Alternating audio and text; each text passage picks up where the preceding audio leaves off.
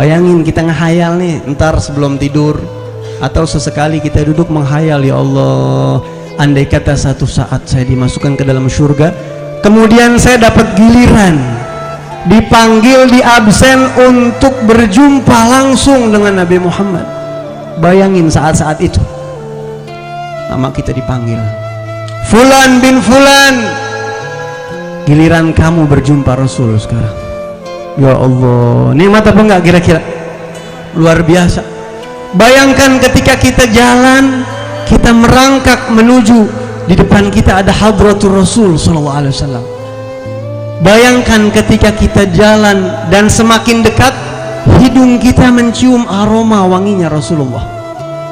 Bayangin ketika hidung ini mencium, ya Allah, wanginya Nabi Muhammad sallallahu alaihi wasallam. Bayangkan ketika kita semakin dekat, Rasulullah itu punya kebiasaan, beliau selalu mengucap salam lebih dulu. Di dunia itu Nabi Muhammad kalau ketemu sahabat selalu lebih dulu mengucapkan salam kepada sahabatnya.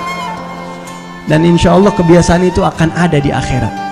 Pasti Nabi akan mengucapkan salam lebih dulu.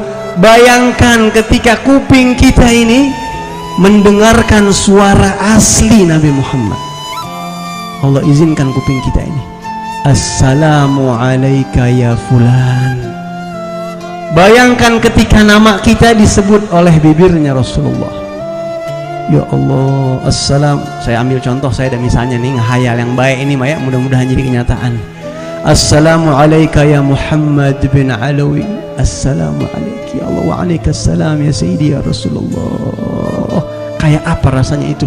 Deg-degan setengah mati, gemeter rasanya hati kita, berhadapan langsung dengan makhluk termulia sejagat raya, yang surga aja kalah mulia sama Nabi Muhammad. Surga itu kalah mulia sama Rasulullah.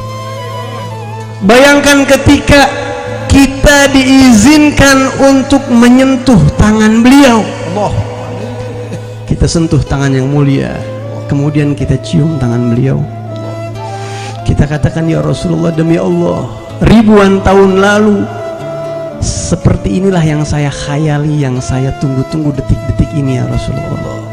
Bayangkan Nabi bertanya, bagaimana di surga, bagaimana keadaan kamu? Bayangkan itu semua. Dan ketika waktu habis, dikatakan yang lain, giliran yang lain kamu mundur. Pasti kita nggak akan tenang tuh ke surga tuh.